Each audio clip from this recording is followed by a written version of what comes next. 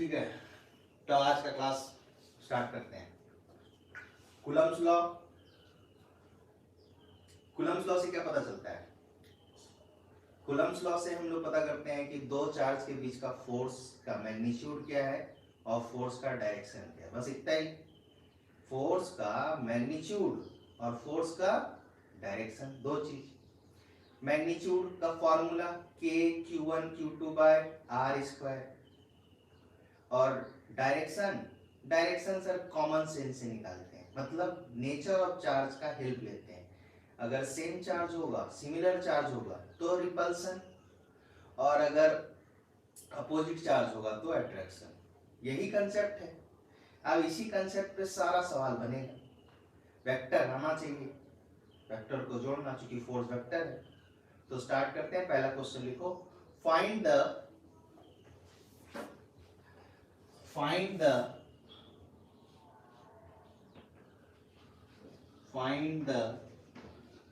minimum force, find the minimum force between two charges separated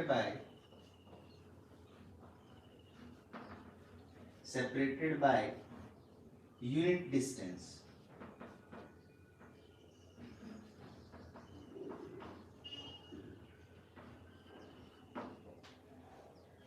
क्या find करना है? दो चार्ज के बीच का मिनिमम फोर्स बताना है, और दोनों चार्ज जो है एक यूनिट डिस्टेंस से सेपरेटेड है, यानी दोनों के बीच का डिस्टेंस जो है वो 1 मीटर है। ठीक है, 1 मीटर है। तो 1 मीटर है, बहुत अच्छा। तो हमको मिनिमम फोर्स बताना है। क्या कोई बता सकेगा कितना मिनिमम फोर्स होगा दो चार्ज के बीच? Find the minimum force between two charge separated by unit distance. अगर दो चार्ज यूनिट डिस्टेंस से सेपरेटेड है तो दो चार्ज के बीच मिनिमम फोर्स क्या हो सकता है? दो चार्ज के बीच मिनिमम फोर्स क्या हो सकता है? कमेंट करके बताओ भाई। अमित बनेगा? अमित, अमन, कोई नहीं?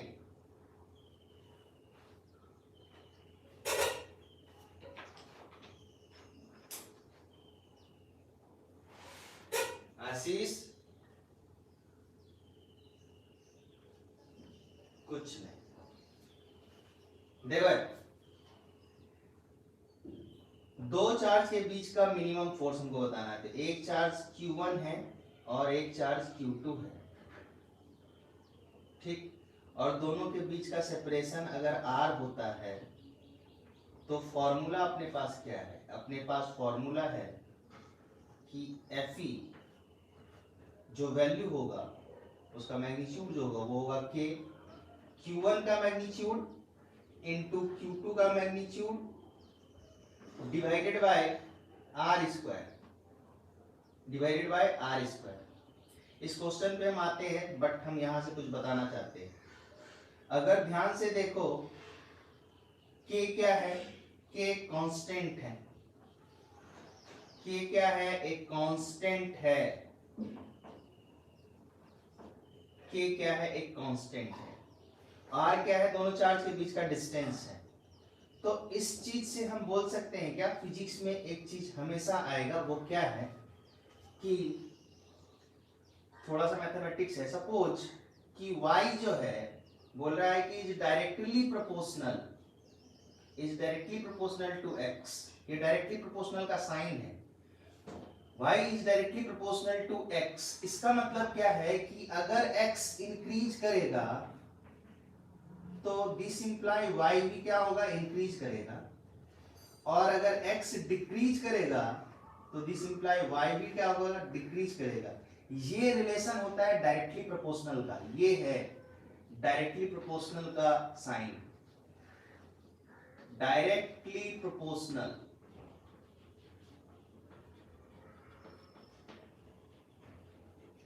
ध्यान से सुनो इस बात को जो हम बोल रहे हैं कि अगर कोई y डायरेक्टली प्रोपोर्शनल है x के, ठीक है, तो इसको हम लोग पढ़ते क्या है? y is directly proportional to x। इसका मतलब क्या है? इसका मतलब ये है कि x का वैल्यू अगर इंक्रीज करेगा तो y का वैल्यू इंक्रीज करेगा, और x का वैल्यू डिक्रीज करेगा तो y का वैल्यू भी डिक्रीज करेगा। लेकिन जब भी हम प्रोपोर्शनलिटी साइन को रिमूव करते हैं तो y को लिखा जाता है इज इक्वल टू कोई भी कांस्टेंट k, ये k ये वाला k नहीं है, ये कोई दूसरा k है, या तुम k डैश बोल सकते हो, k डैश x। यानी जब भी हम प्रोपोर्शनलिटी साइन रिमूव करते हैं एक कोई ना कोई कांस्टेंट आता है, और वो कांस्टेंट हम कुछ भी लिख सकते हैं, a लिख सकते हैं, b लिख सकते हैं, कुछ भी कांस्टेंट।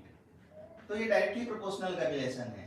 अगर कोई कांस्टेंट है, ध्यान से देखो ये वाला step, y is directly proportional to x, this imply we can write y is equal to kx, this imply we can write y is equal to k dash x, where k dash is constant, where k dash is constant. And what is the meaning of y is directly proportional to x? The meaning of y is directly proportional to x, it means if x will increase, y will increase, if x will decrease, then y will decrease. So this shows a direct relation between y and x, direct relation.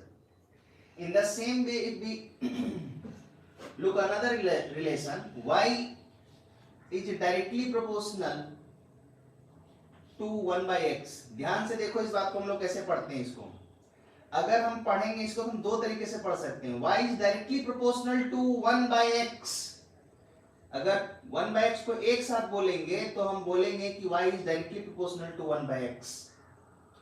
लेकिन अगर हम बोलेंगे इस तरह से कि y is inversely proportional to x, तो ये है इनवर्सली प्रोपोर्शनल का रिलेशन, इनवर्स प्रोपोर्शनल है, ठीक है। इसको हम लोग दो तरीके से पढ़ सकते हैं। क्या y जो है डायरेक्टली प्रोपोर्शनल है, dp लिख देते हैं, ये है डायरेक्टली प्रोपोर्शनल dp। तो y क्या है directly proportional to 1 by x। एक तो इस तरह से पढ़ सकते हैं कि y is directly proportional to 1 by x।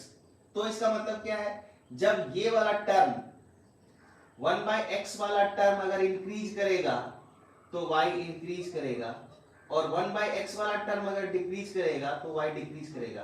तो इसको पढ़ने का दो तरीका है, एक तो हम बोल सकते हैं y is directly proportional to 1 by x, और दूसरा तरीका क्या है, दूसरा तरीका क्या है कि कैसे पढ़ सकते हैं कि y is inversely proportional, inversely proportional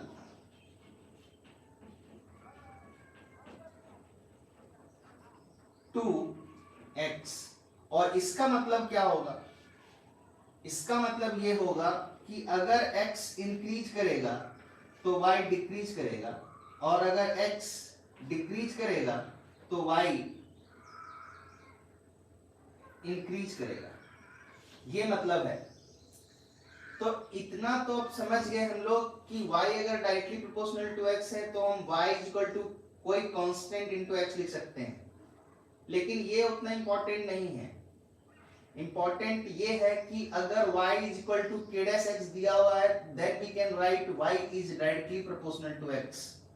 अगर दिया हुआ है यहाँ पर हम लोग क्या लिख सकते हैं, y is inversely proportional to x, तो यहाँ भी एक कांस्टेंट आएगा, जब भी प्रोपोर्शनल साइन हटेगा एक कांस्टेंट आएगा, तो ये इनवर्सली प्रोपोर्शनल का रिलेशन हो गया k डैश x, यानी x इंक्रीज करेगा तो डिक्रीज करेगा। लेकिन अगर इस तरह से करेंगे, इस तरह से पढ़ेंगे कि y is directly proportional to 1 by x, तो 1 by x वाला टर्म अगर बढ़ेगा तो y बढ़ेगा, अगर 1 by x वाला टर्म डिक्रीज करेगा तो y डिक्रीज करेगा।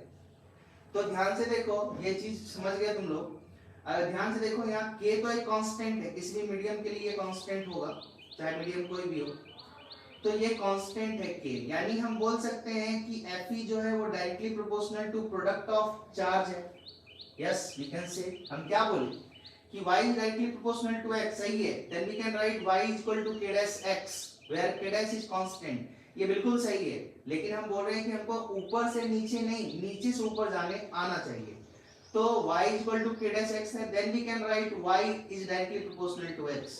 Similarly here k is constant, so we can say the magnitude of force, magnitude of force is directly proportional to q1 q2, q1 q2, and what is q1 q2? q1 q2 is product of charge, q1 q2 क्या है, product है, product of charge, Q1 Q2 क्या है, product of charge है। और क्या बोल सकते हैं, R नीचे है, यानी R नीचे है, यानी इनवर्सली प्रोपोर्शनल के रिलेशन है R के साथ, यानी is inversely proportional to the square of the distance. So force का मैग्नीट्यूड जो है वो डायरेक्टली प्रोपोर्शनल है प्रोडक्ट ऑफ चार्ज के, एंड इनवर्सली प्रोपोर्शनल है स्क्वायर ऑफ द डिस्टेंस के।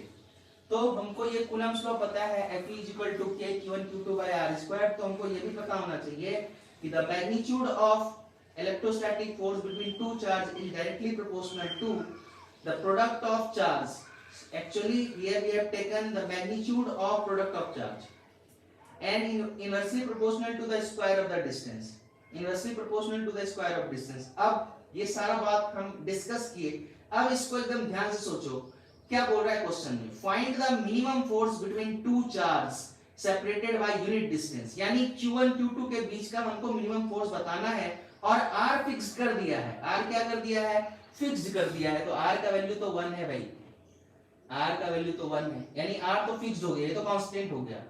यानी Fe का और K तो कांस्टेंट है ही ऑलरेडी, K कांस्टेंट है, K चेंज होगा नहीं। और अगर कुछ मेंशन नहीं किया है यहाँ पर कि find the minimum force between the two charge separated by unit distance, mention नहीं किया है कि मीडियम क्या है, तो बाय डिफॉल्ट ये चार्ज जो है, बाय डिफॉल्ट इस चार्ज का मीडियम जो है, ये किस मीडियम में रखा हुआ है चार्ज, स्पेस में रखा हुआ है चार्ज, कहीं भी स्पेस में किसी भी पॉइंट पर ये दोनों चार्ज लोकेटेड है। और मीडियम जो है वो क्या है, एयर है या फ्री स्पेस है,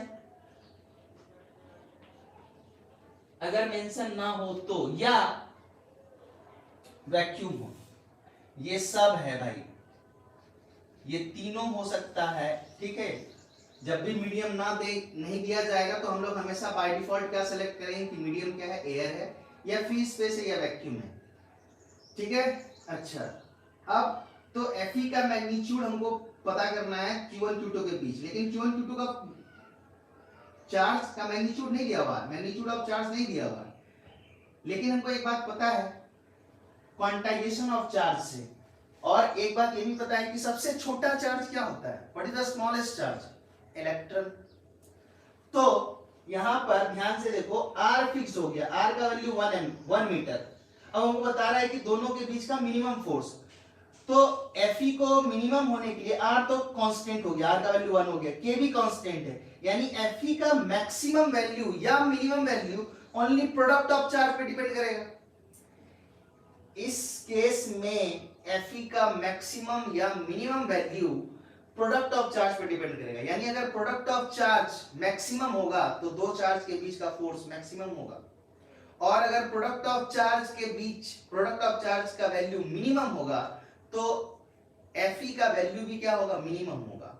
मैक्सिमम वैल्यू हम नहीं बता सकते हैं, मैक्सिमम वैल्यू हम इस केस में नहीं बता सकते। अगर यही क्वेश्चन रहता कि find the maximum force between the two charge separated by unit distance, then हम ये नहीं बता सकते थे। क्यों नहीं बता सकते हैं, क्योंकि Q1 का वैल्यू, Q क्या होता है, Q charge, Q equal to होता है ना प्लस माइनस NE, तो N का वैल्यू तो कुछ भी हो सकता है, मैक्सिमम के लिए N का वैल्यू कुछ भी हो सकता है। तुम 100 लोगे, अगर हम लोग 100 लेंगे तो कोई 200 लेगा, कोई 200 लेगा तो नेक्स्ट वन वाला 300 लेगा। सो N का वैल्यू फिक्स नहीं कर सकते हैं, लेकिन अगर मिनिमम का बात करें तो फिक्स कर सकते हैं N का वैल्यू।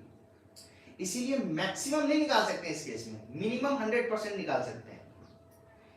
मिनिमम के लिए N का वैल्यू क्या होना चाहिए भैया, 1। क्यों, तब क्या Q हो जाएगा, Q का वैल्यू प्लस माइनस E हो जाएगा, और E ही सबसे छोटा चार्ज है, इससे छोटा चार्ज एग्जिस्ट करता ही नहीं है। तो Q1 Q2, Q1 का वैल्यू क्या होना चाहिए, Q1 का वैल्यू E के बराबर होना चाहिए, क्योंकि मिनिमम चाहिए, और Q2 का वैल्यू भी क्या चाहिए, E चाहिए, है ना। Q1 का वैल्यू भी E और Q2 का वैल्यू भी E, यानी और डिस्टेंस R जो है वो 1। ये बिल्कुल क्रिस्टल क्लियर हो गया होगा कि क्यों हम Q1 का वैल्यू E लिए हैं, क्योंकि इससे छोटा चार्ज एग्जिस्ट करेगा नहीं। और फोर्स का मिनिमम होने के लिए प्रोडक्ट ऑफ चार्ज का वैल्यू मिनिमम होना चाहिए, और प्रोडक्ट ऑफ चार्ज तभी मिनिमम होगा जब Q1 का वैल्यू भी E हो और Q2 का वैल्यू भी E हो। क्यों, क्योंकि स्मॉलेस्ट चार्ज जो है अपने पास वो क्या है, वो E है। और हम एक बात बोले थे कि स्मॉलेस्ट चार्ज क्वार्क्स को भी बोला जाता है, बट वो अभी साइंटिफिकली एक्सपेरिमेंटली उस पर एक्सपेरिमेंट चल रहा है, अभी उसको हम लोग स्मॉलेस्ट चार्ज नहीं मानते हैं। अपने लिए जो स्मॉलेस्ट चार्ज है वो क्या है, वो इलेक्ट्रॉन है, वो एक इलेक्ट्रॉन है। इसीलिए यहां पर इस केस में फोर्स का वैल्यू क्या हो जाएगा भाई, फोर्स का वैल्यू हो जाएगा Fe का magnitude is equal to constant K, तो K ही है, और Q1 का वैल्यू E और Q2 का वैल्यू भी E, तो E इंटू E स्क्वायर और डिस्टेंस 1 है। तो ये है मिनिमम फोर्स दो चार्ज के बीच का, ये है मिनिमम फोर्स दो चार्ज के बीच का मिनिमम फोर्स है। क्लियर है? अगर किसी को कोई डाउट है तो पूछो, नहीं तो कॉपी करो।